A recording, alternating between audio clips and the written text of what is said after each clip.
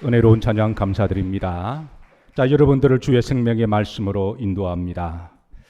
마태복음 16장 13절 말씀을 보시면 예수님께서 빌립보 가이사랴 지방에 이르러 그러셨어요. 자, 지도를 한번 보도록 하십니다. 예수님의 이전 행적은 마가단 갈릴리 호수의 왼쪽 마가단 지역에서 이제 복음을 전하시다가 이제 배를 타고 갈릴리 북쪽에 있는 베세다까지 배를 타고 가셨어요. 그리고 이제 베세다에서 이제 오늘 본문에 나오는 이제 가이사랴 빌립보 지방으로 가시는데요. 사람들이 어디를 갈 때는 그냥 무작정 가는 경우는 없습니다. 어떤 목적을 가지고 가지요. 자, 주님께서 이 마가단 지역에서 배를 타고 그리고 또 저 먼 곳까지 가시는 분명한 목적을 가지시고 제자들을 인도하셨는데요. 자, 우리가 마태복음을 강의하면서 한 가지 참 축복 중에 하나는 예수님이 복음의 행적을 가신 그 길을 우리가 함께 이제 주님을 따라간다고 하는 점에 있어서 참 복된 일이라고 믿습니다. 원래 성령의 역사는 시간과 공간을 초월하시기 때문에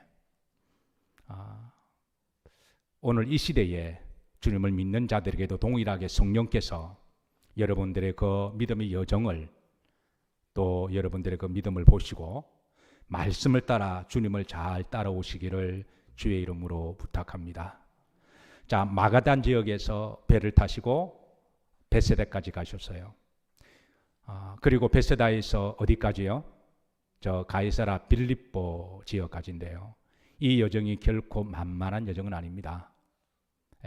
험악한 또 여정이기도 하니까 여러분 오늘 집중하시고 잘 따라오시기를 부탁을 드리고 혹시 따라오시다가 힘들고 좀 버거우시면 제게 말씀하시면 제가 좀 쉬었다 가도록 하겠습니다. 원래 이 마가단에서 배를 타고 베세다까지 가시고 베세다에서 저 가이사랴 빌립보까지 가는 여정은 아마 좋게 한 1박 2일 정도가 걸리는 여정이에요. 그런데 제가 일전에 성지를 탐방했을 때 그 가이사랴 빌립보 가는 그 산 아래에서 버스 타고 가서 거기에서 산행을 했습니다. 그런데도 대략 한 8시간 정도 걸려요. 근데 저만 그렇게 가는 게 아니라 다른 사람들도 다 그렇게 올라가요. 한번 사진 한번 보시죠. 자, 주님이 가신 그 길을 여러분들에게 소개를 합니다. 자, 버스를 타고 내리면 점초입은 포장도로가 되어서 이렇게 잘 닦여진 길로 가게 되는데요. 중요한 것은 시간과 공간을 초월해서 2000년 전에 주님이 가셨던 그 길을 함께 따라간다고 하는 주님의 행적을 지저스 루트를 따라간다고 하는 남다른 은혜와 감동이 있었는데 자, 이렇게 갑니다. 자, 앞에 보이는 저 산이 헐몬산이에요. 성경에 나오는 헐몬산입니다. 거기에 눈이 녹아서 내려오는 그 물이 강을 이루어서 1년 내내 강물이 이제 차고 맑은 물이 흐르고 있는데요. 자, 한번 그 다음 사진 한번 보도록 하십니다. 가다 보면 이렇게 눈이 녹은 그 물이 이렇게 흐르고 있습니다. 자, 그 다음 보시죠. 네. 올라가는 길에 이렇게 숲도 있고 그리고 오른쪽에 제가 특별히 사진을 찍은 거는 이게 갈대 밭입니다. 그래서 성경에 갈대에 관한 말씀이 많이 나와서 남다른 또 은혜가 있어서 그 갈대를 이렇게 또 보기도 하고 또 손에 들고 찍기도 했는데요. 할 수만 있으면 한 수백 장 찍은 사진을 다 보여드리고 싶은데 시간 관계상 제가 몇 가지만 좀 보여드립니다. 그 다음 보시죠. 가시다 보면 그 산 여기저기에 많은 유적들이 있습니다. 지금도 고고학자들이 거기에 유적 탐사를 하고 있는데요. 이 유적은 당시에 우상의 신전이었습니다. 열왕기상, 열왕기하 또 역대상 여기에 역사설로 보면요. 하나님께서 이스라엘 백성들이 산마다 골짜기마다 너희들이 우상의 신전을 섬기도다 그렇게 한탄하시고 책망하신 부분들이 있는데 그래서 이 가이사랴 빌립보 가는 그 여정에 의외로 우상의 신전들이 의외로 많이 있어요. 예, 그래서 그 중에 하나가 바로 이 우상의 신전을 그렇게 지금도 발굴하고 있는 모습을 봤습니다. 자, 그렇게 또 한참 올라가야 됩니다. 여기까지 가는데 한 2시간 걸렸던 것 같아요. 잘 따라오고 계세요? 예, 옆으로 보시면서 우리는 거저 묻고 있습니다. 한번 인사하시죠. 예. 자, 그 다음 사진 보시죠. 이렇게 이제 마침내 정상을 도달하게 되면 그게 이제 폭포수가 흐르는 부분도 있고 그게 이제 물이 이렇게 고여있는 부분이 있습니다. 자, 그 다음 사진 좀 보여주시죠. 자, 이거 하면 또 큰 동굴도 있고요. 그 다음 사진 보시죠.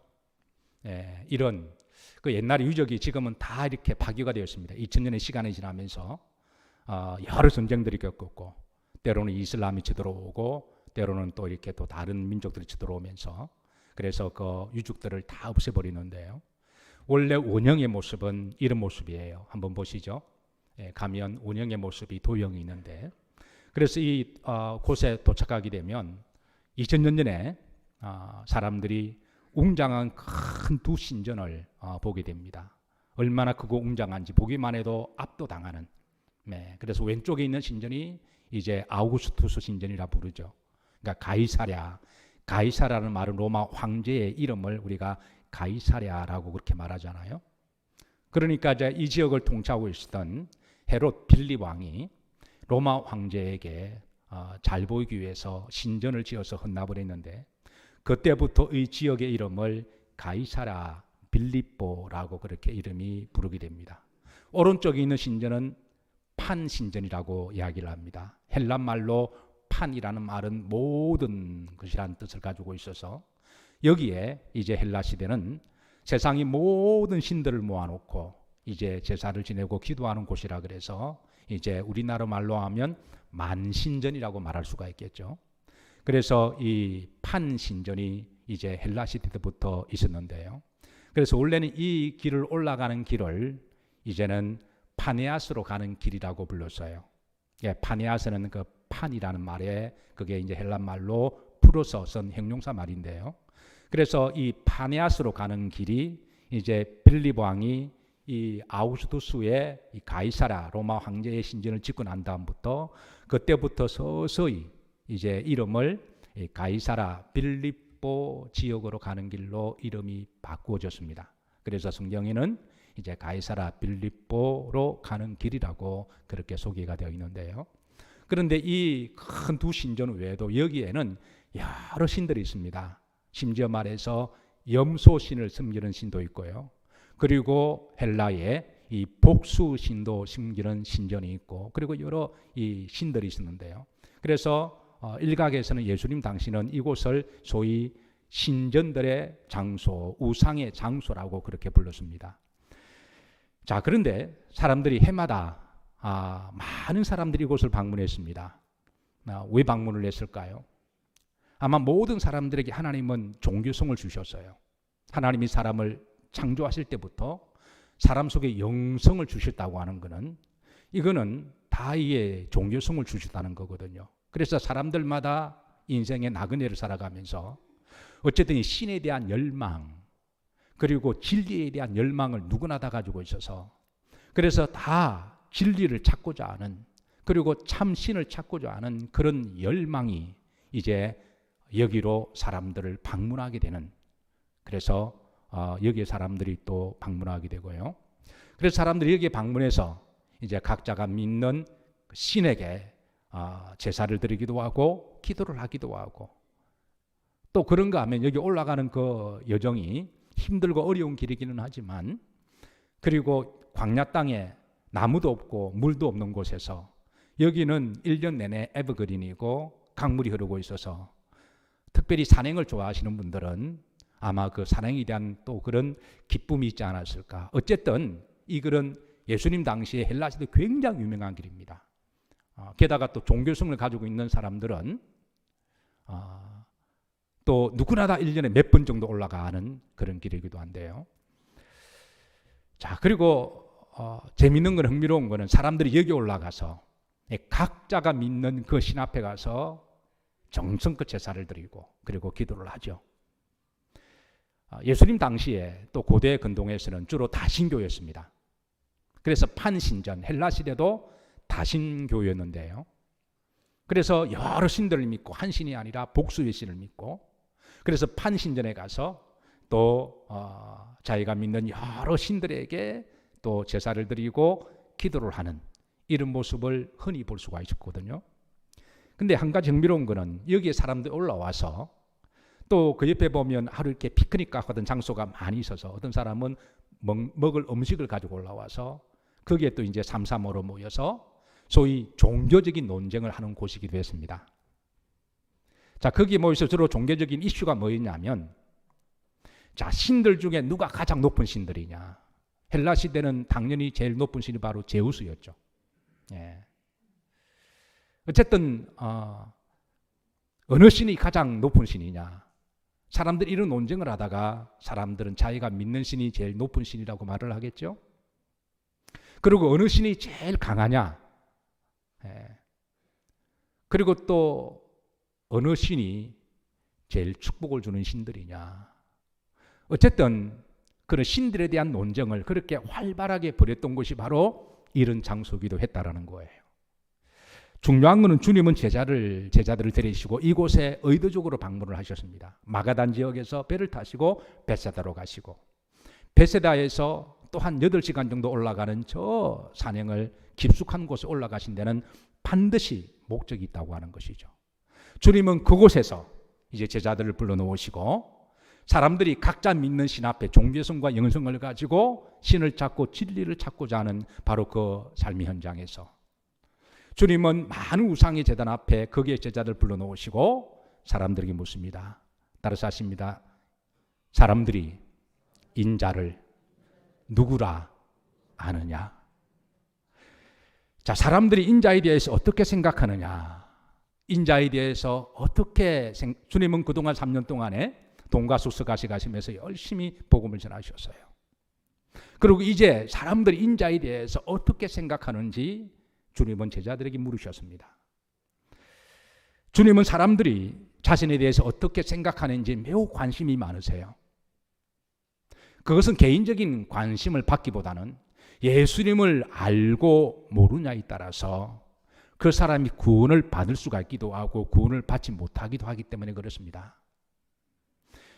진리를 아느냐에 따라서 그 사람이 자유할 수도 있고 자유하지 못하기도 하고요.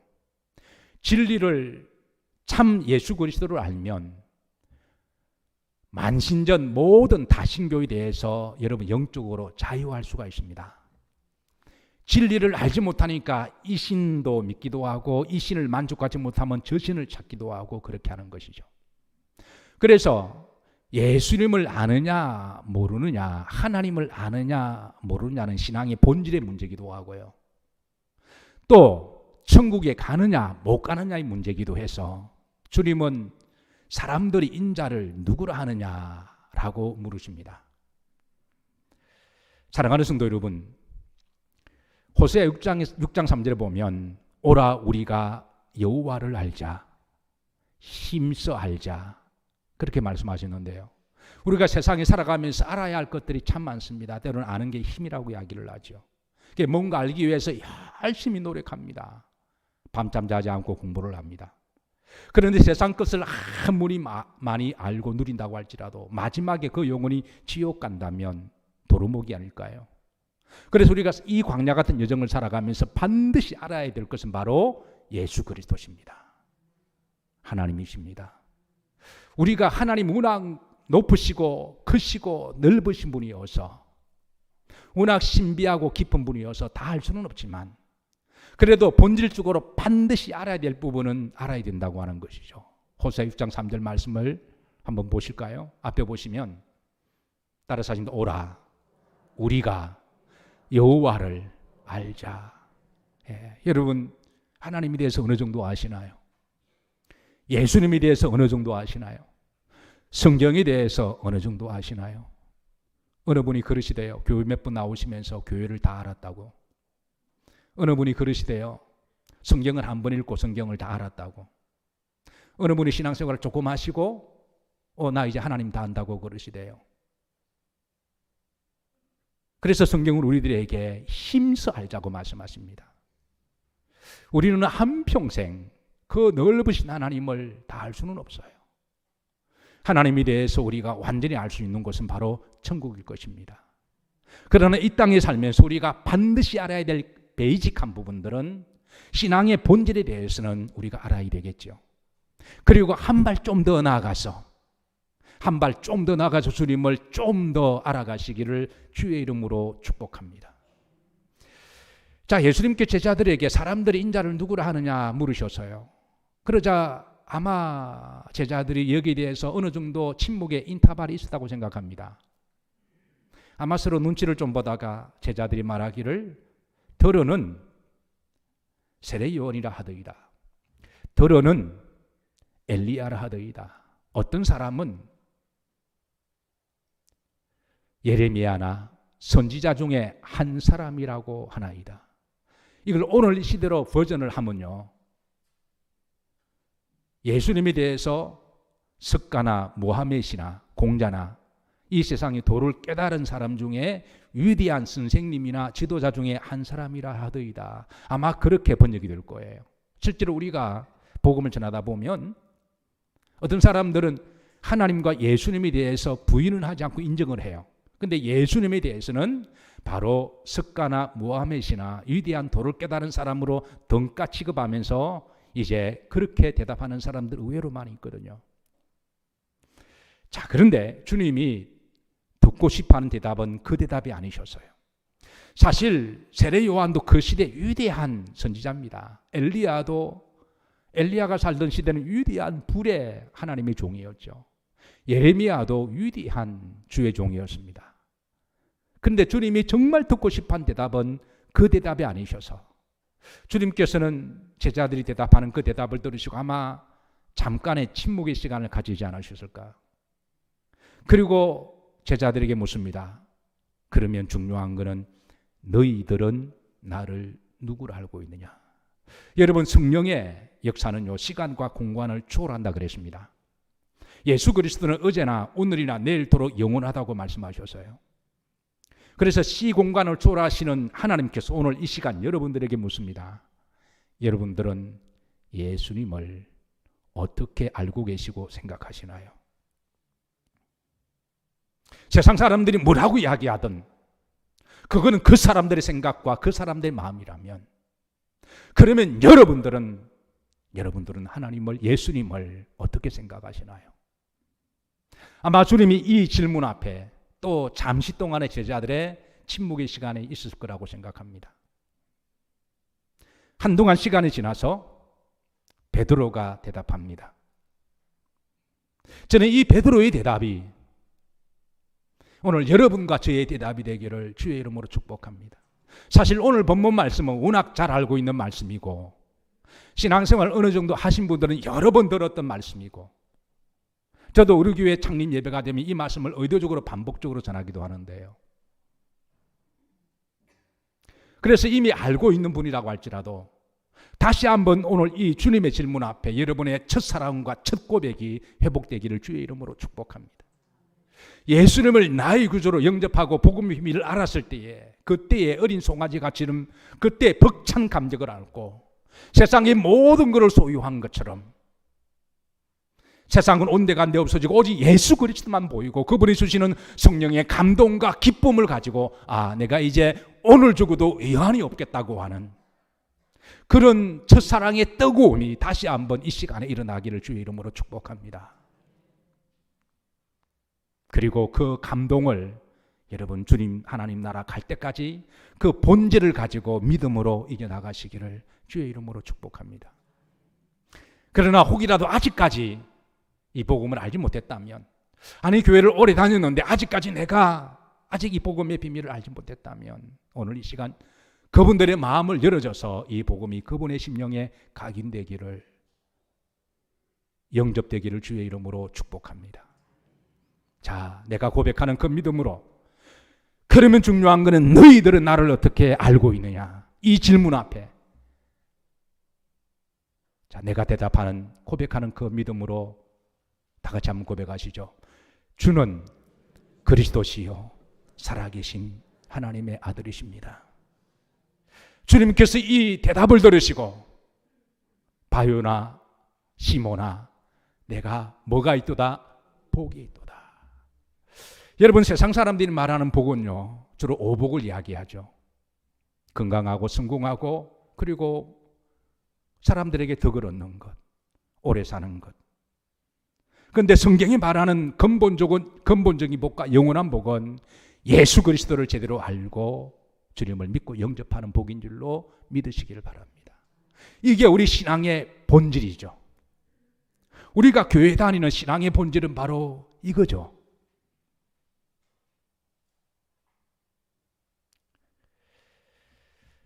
그런데 제자들은 더러는 세례 요한이라더이다.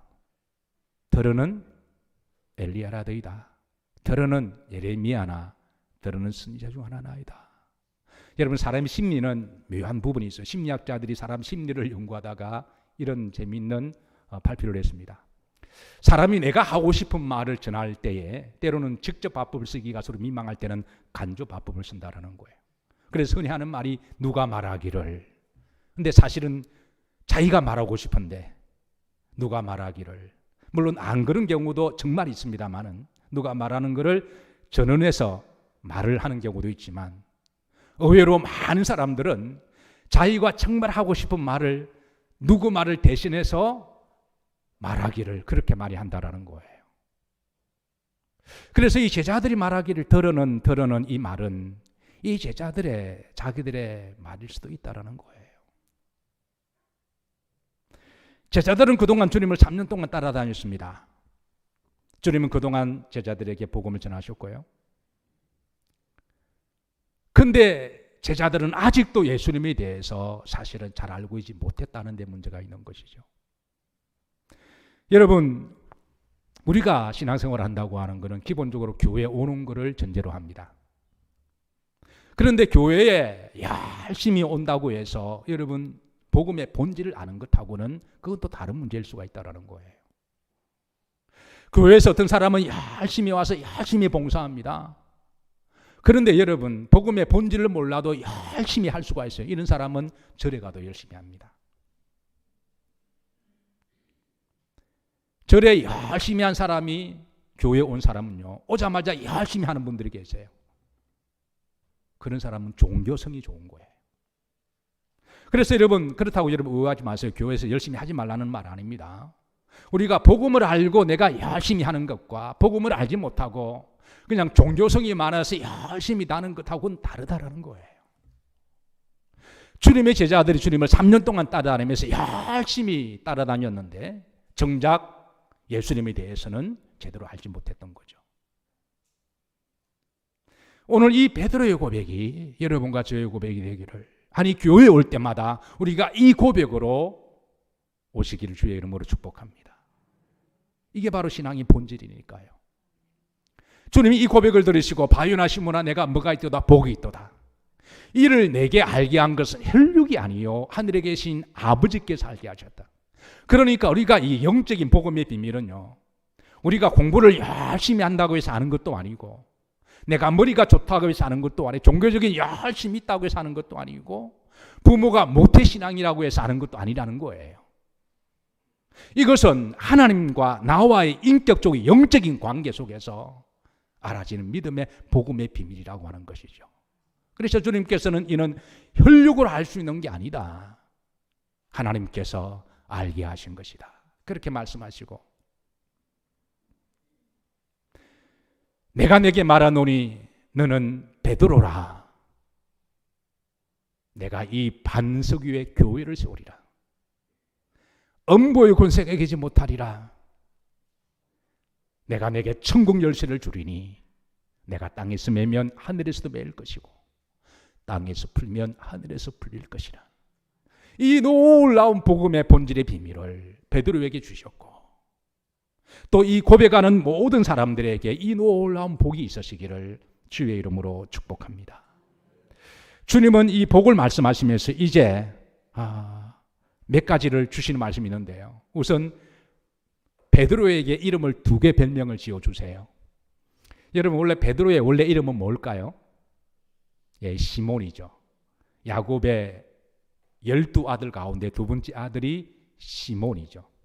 시몬의 이름의 뜻은 하나님이 들으셨다라고 하는 뜻이 있어서 당시의 유대인들, 정통 유대 히브리인들의 자녀들 중에 구약의 위대한 신앙의 인물들의 이름을 따서 붙인 이름이 많이 있습니다. 유다도 그러하고요, 시몬도 그러하고요. 예, 그렇습니다. 그래서 베드로의 원래 이름은 시몬입니다. 좋은 이름이죠. 그런데 주님께서는 이 고백을 들으시고 이제 베드로의 첫 번째 이름을 뭐로 지어주실까요? 성경을 많이 읽은 사람도 이 부분에 대해서는 살짝 미싱하는 부분이 의외로 많이 있더라고요. 자, 첫 번째 지어준 이 이름은 여기 딱 한 번 나옵니다. 뭘까요? 자, 여러분 16절, 17절 그 다음 한번 보십시오. 여기 보시면 나옵니다. 자, 예수님 대답하여 이르시되 시몬 앞에 뭐가 있어요? 바요나. 이게 예수님이 시몬에게 붙여주셨던 첫 번째 이름입니다. 마태복음 여기만 딱 한 번 나와요. 그래서 많은 성도들이 성경을 좀 많이 의외로 읽었다고 하는 분도 좀 생소하게 듣는 분도 계시는데요. 바요나, 시몬아. 바요나라는 말은요, 바가 아들이고 요나는 구약 선지자의 이름이죠. 원래 요나라는 말도 비둘기라는 뜻이죠. 그래서 홍수 이후에 비둘기를 보냈더니 비둘기가 복된 소식을 가지고 들어오잖아요. 그래서 구약 성경에 이 비둘기라고 하는 이 짐승이 주는 상징적인 뉘앙스는 복음의 복된 소식을 전하는 메신저다, 그렇게 알려져 있죠. 그래서 요나라는 이름도 의외로 들어있었는데요.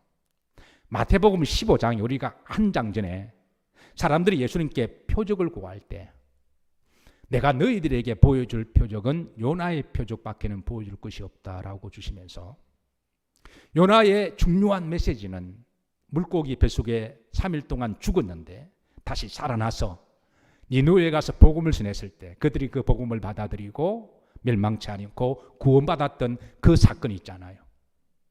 주님께서는 그 요나의 표적을 통하여 인자도 이제 죽고 3일 만에 살아나시고 그래서 부활하시고 부활의 복음을 목격하고 이런 사람들이 예수님을 믿어 멸망치 않고 구원받을 거라고 하는 이 메시지가 요나의 비유를 통하여 설명하셨죠.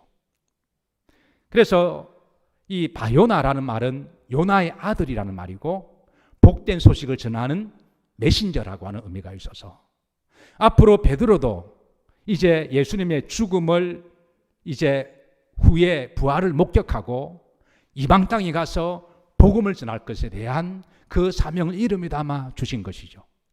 그래서 실제로 베드로가 주님의 부활을 목격하고 그가 다시 주님께 돌아와서 그리고 그가 로마의 이방 땅에 가서 복음을 전하다 그곳에서 순교를 하게 되는 것이죠.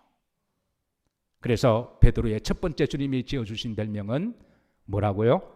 바요나라고 하는 별명입니다. 사랑하는 성도 여러분, 오늘 이 시대에 복된 소식을 전하는 바요나는 누굴까요? 바로 이 시대를 살아가는 우리 그리스도인인 줄로 믿으시기를 바라고, 하나님이 여러분들에게 어떤 잡을 주셨던, 여러분들을 어떤 직장으로 보내셨던 간에 그곳에서 단순하게 내게 일을 하고 돈을 버는 곳이 아니라 하나님이 나에게는 은사를 주셨고 나에게 직장을 주시고 일할 수 있는 건강을 주신 것은 나를 그곳에 보내셔서 이 비둘기가 전 복음을 전하라고 나를 파송한 줄로 믿으시기를 주의 이름으로 축복합니다. 우리가 그런 분명한 목적을 가지고 우리 삶 현장으로 파송된 그곳이 가정이라고 할지라도, 그것이 동네라고 할지라도 우리가 그런 분명한 목적을 가진다면 하나님은 이 일을 잘 감당하도록 우리에게 필요한 덤의 복을 주시리라고 저는 믿습니다. 자, 두 번째, 이 베드로의 시몬의 이름이 예수님이 뭐라고 지어주셨어요? 베드로. 우리가 잘 알고 있는 말이죠. 베드로라는 말은 큰 반석이라고 하는 것이죠. 사실은 베드로는 그동안 작은 조약돌이었습니다. 갈릴리 어촌에서 그렇게 속도 좁고 마음도 넉넉하지 못하고 그 우리와 비슷한 그런 사람들이죠. 잘 삐지고 화 잘 내고 그런 속이 좁쌀만하고 그런 이 작은 돌과 같은 그 베드로에게 너는 이제 큰 반석이 되라. 사랑하는 성도, 우리가 복음의 본질을 알면요, 비본질에는 자유할 수 있는 줄로 믿습니다. 제가 이 부분을 자주 강조하는 것은 우리가 복음의 본질을 알면 우리가 하나님 우리를 넉넉하게 만들어 주세요. 사람들이 대부분 고민하고 싸우고 삐지고 다투는 것은 비본질 가지고 다투거든요. 도토리 키재기 한다고요. 그런데 본질을 알면 우리는 비본질에서 이런들 어떠하리 저런들 어떠하리, 키를 재서 누가 큰들 누가 적은들, 누가 뭐를 좀 더 많이 가진들 좀 적게 가진들, 내가 아프든 병들든 이런 부분들이 본질 앞에서는 그게 다 극복이 되어진다는 거예요. 사랑하는 성도 여러분, 믿음의 큰 반석과 같은 좀 넉넉한 우리 모두 되시기를 주의 이름으로 축복합니다. 너는 베드로라. 그리고 주님께서는 교회의 비밀을 말씀하시는데요, 내가 이 반석 위에 뭐를 세우리라? 교회를. 이 반석은 베드로만의 반석이 아니라 베드로처럼 신앙 고백하는 모든 고백 위에 교회를 세우신다라는 거예요. 우리나라 교회가 많습니까? 적습니까? 많습니다. 상가마다 골짜기마다 교회가 있어요. 그리고 교회를 볼 때마다 가슴에 뭉클함이 있습니다. 그 교회가 세워진 데는 다 나름 역사가 있고 아마 헌신하신 분들과 기도가 있어요. 근데 우리나라도 교회가 많지만 제가 미국에 17년을 목회했으니까 미국 땅 교회가 많을까요? 적을까요? 왜 대답을 안 하시나요? 우리나라보다 훨씬 많습니다. 골짜기마다, 동네마다, 마을마다, 어귀마다 교회가 있습니다. 아주 시골의 스몰타운에 가도요, 그 스몰타운의 제일 중심에 교회가 서 있습니다. 여러분들이 배려하셔서 종교개혁 500주년에 유럽을 제가 처음으로 탐방한 적이 있습니다. 제가 유럽에 이렇게 차를 렌트해서 쭉 제가 돌면서요, 제가 돌았던 나라가 17개 나라를 돌았거든요. 좀 더 많이 보고 연구해서 교인들에게 이렇게 좀 전해주기 위해서. 그런데 여러분, 유럽에는 미국보다 교회가 더 많이 있어요. 그런데 여러분, 매 시대마다 교회는 세워지고요, 교회 멤버는 다르고 또 세웠던 그런 헌신도 다 다르지만 하나 공통적인 것을 제가 발견했습니다.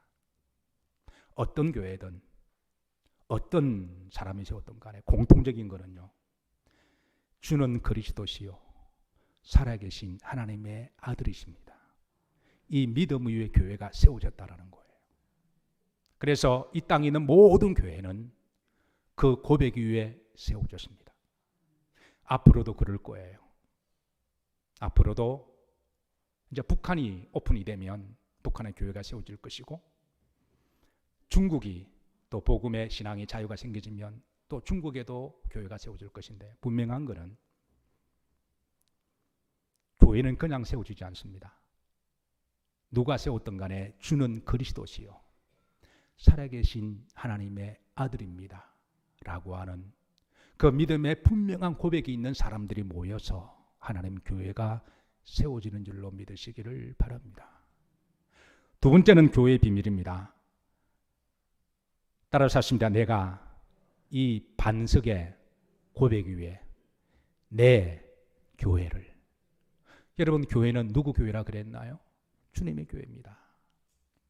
누가 세웠던지 간에 그 헌신하시고 수고하신 분들의 상급은 하늘에 있을 거예요.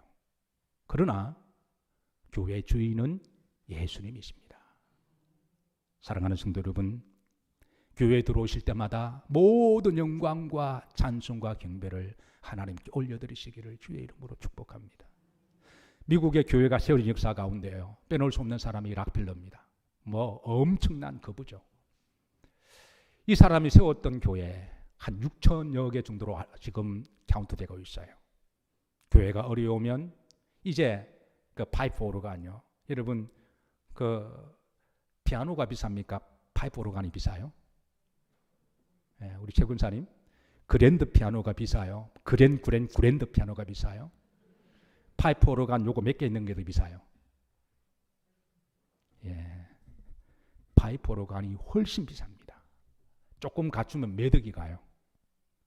그런데 락펠러는 교회가 세워 요청을 하면 기도하고 파이프 오르간을 엄청 많이 지원했습니다. 교회를 아예 통으로 지어준 교회가 몇천 교회가 되고요. 그러니까 미국의 전통 중에 하나는요. 그 교회에 헌신을 많이 하면 그 헌신한 사람 이름을 존경하고 기리기 위해서 어떤 돌 같은 데 하나에 이제 코너스톤 같은 데 하나를 마련해서 거기에 그 사람 이름을 좀 기록하는 게 있어요. 그 이름을 기록한다고 해서 그 사람을 우상하는 것이거나 그 사람 주인이라는 말이 아니라 그냥 기억하고 존경한다고는 의미에서 그렇게 예우죽을 하는데요. 근데 락펠러가 교회를 지어주니까 그 담임 목사님의 성도님들이 얼마나 고맙고 감사하겠어요. 그래서 예우적으로 이름을 좀 기입하겠습니다. 그러면 락펠러 목사가 다시 한번 다짐한다고 그러죠. 만약 내 이름이 기입되면 나는 헌신할 수 없습니다. 대신에 이름을 적으시려면 봉헌을 하실 때 이 교회는 주님의 교회라고만 적으십시오. 그게 그분의 믿음이었습니다. 하나님이 그분을 그렇게 축복하신 이유가 있으신 거죠. 여러분, 교회는 주님의 교회입니다. 그래서 내 교회는 기도하는 곳이다. 그렇게 말씀하기도 하셨죠. 여러분 들어오실 때마다 만왕의 왕 대신 주님께 머리 조아려 신령과 진정으로 예배 잘 들으시기를 주의 이름으로 축복합니다. 세 번째 18절에 보시면 자 음부의 권세가 이기지 못하리라. 내가 교회를 세우리니 이 교회는 영적 권세가 있다라는 거예요. 여러분 마귀는 권세가 있습니다. 그 최종적인 권세는 그 사람이 영혼을 시험 들게 만들고 교회를 떠나게 만들어서 결국은 지옥에 데려가는 게 마귀의 권세입니다. 그런데 여러분 이 마귀의 권세를 유일하게 이길 수 있는 권세는 바로 교회의 권세입니다. 여러분 교회에 아무나 들어오시고요. 쉽게 들어온다고 그래서 교회에서 아무나 와서 큰 소리 낼 수가 있다고 해서 교회를 우습게 생각하시면 절대 안 돼요. 교회는 기본적으로 주님의 교회고요. 교회는 마귀의 권세를 이길 수 있는 영적 권세가 있습니다. 이런 교회를 귀하게 여기시기를 주의 이름으로 축복합니다. 네 번째 19절에 보시면 내가 천국 열쇠를 내게 주려니 그랬습니다. 여러분 교회는 천국 열쇠가 있습니다. 여러분 우리가 교회에서 우리가 복음을 듣잖아요. 물론 우리가 이론적으로는 세상에 길거리에서도 사형리 전하고 들을 수가 있습니다만은 그런데 여러분 그거는 특이한 경우고 그거는 부분적인 경우지. 매주일마다 날마다 에브리데이 새벽마다 저녁 시간까지 우리가 하나님께 예배하는 장소는 하나님의 집이라고 말씀하시고 하나님의 집에서 하나님 말씀을 듣는 거죠. 하나님의 집에서 우리가 복음을 듣는 거죠. 우리가 하나님의 집에 세례를 받습니다. 교회에서 우리가 영접을 합니다. 우리가 교회에서 우리가 천국 가는 연습을 하기도 해요. 그래서 에녹처럼 이렇게 하나님과 동행하다가 천국 가는 것처럼 우리 성도들은요 교회에 오다가 우리는 때가 되면 하늘나라 가는 줄로 믿으시기를 주의 이름으로 축복합니다. 가끔 이상한 분들이 계세요. 아마 세속화가 돼서 그럴 것 같습니다만은 어떤 분은 목사님 제가 워싱턴에 가서 병원에 좀 갔더니 그 닥터가 제게 한의사 닥터입니다. 성경을 필사한 거를 4권을 가지고 오더군요. 그래서 4번을 적었다 그래요. 필사를 4번 했으니까 대단한 거죠. 그래서 제가 참 이분 훌륭하시다 생각해서 어느 교회를 섬기십니까? 라고 물었더니 교회는 안 나간다 그래요. 너무 당당하게 이야기하시더라고요.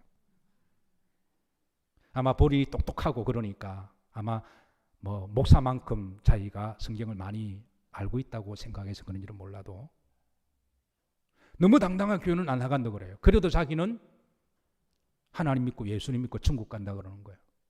그 이상한 믿음이 언제부터 생긴지는 모르겠지만 여러분, 교회는 주님의 몸이잖아요. 우리가 교회에서 우리가 하나님께 예배드리고 교회를 통해서 우리가 은혜 받고 교회를 통해서 우리가 천국 하는 연습을 하는 거잖아요. 여러분, 교회는 천국 가는 열수가 있는 줄로 믿으시기를 주의 이름으로 축복합니다. 교회를 귀히 여기십시오. 교회를 아무나 들어올 수 있고 또 마음대로 들어왔다 나갔다 할 수 있는 곳이기는 하지만 그건 하나님 우리를 너무나 사랑하셔서 베드로서의 3장 말씀처럼 아무도 멸망치 않고 한 영혼이라도 구원 얻기 위해서 하나님이 참고 기다리시는 것이지, 그렇게 지멋대로 왔다 갔다 한다고 해서 교회가 우습게 될 대상은 아니라는 거예요. 이 복음의 존귀함을 여러분 살아생전에 귀히 여기시고 이곳에서 여러분 매주마다 은혜 받으시고 매주마다 새힘 얻으시고 매주마다 부활의 소망을 가지시기를 주의 이름으로 축복합니다. 마지막 5번째 기도의 권세입니다. 19절에 보시면 후름질에 내가 땅에서 매면 하늘에서 매일 것이고 땅에서 풀면 하늘에서 풀릴 것이라.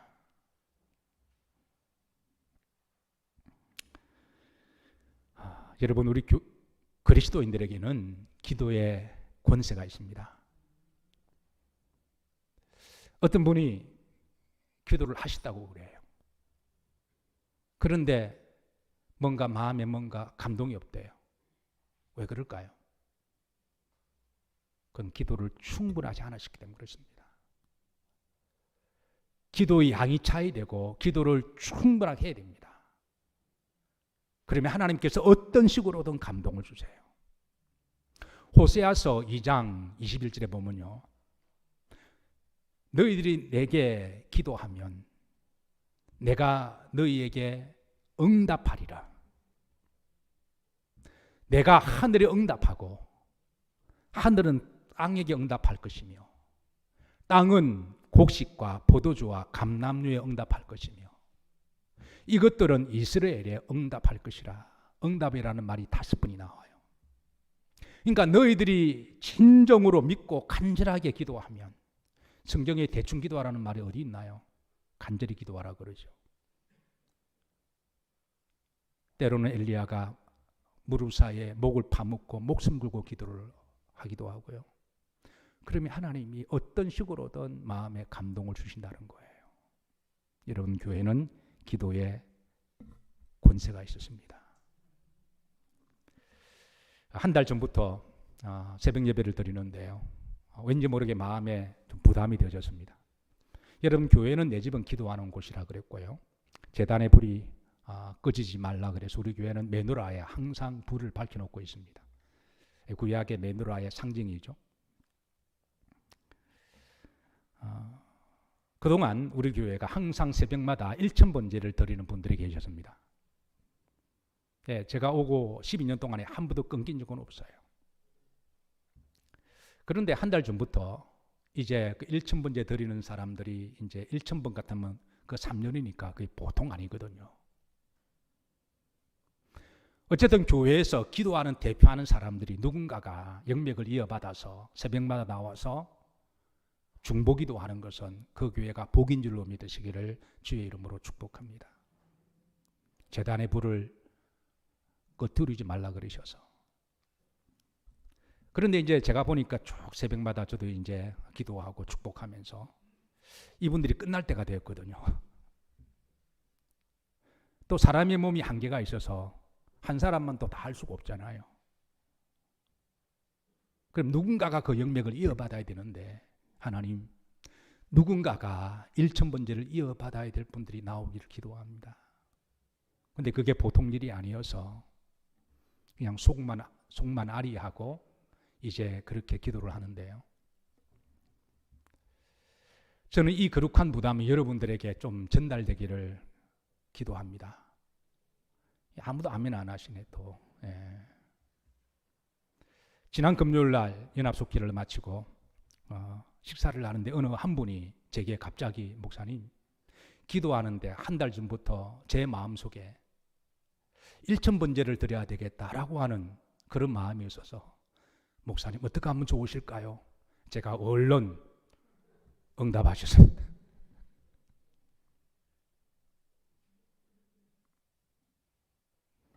사랑하는 성도 여러분, 말씀을 정리합니다. 오늘 주님께 제자들을 데리시고요, 먼 곳까지 간 의도가 있었어요. 곳에 가셔서 신앙의 본질을, 너희들은 나를 누구라 알고 있느냐,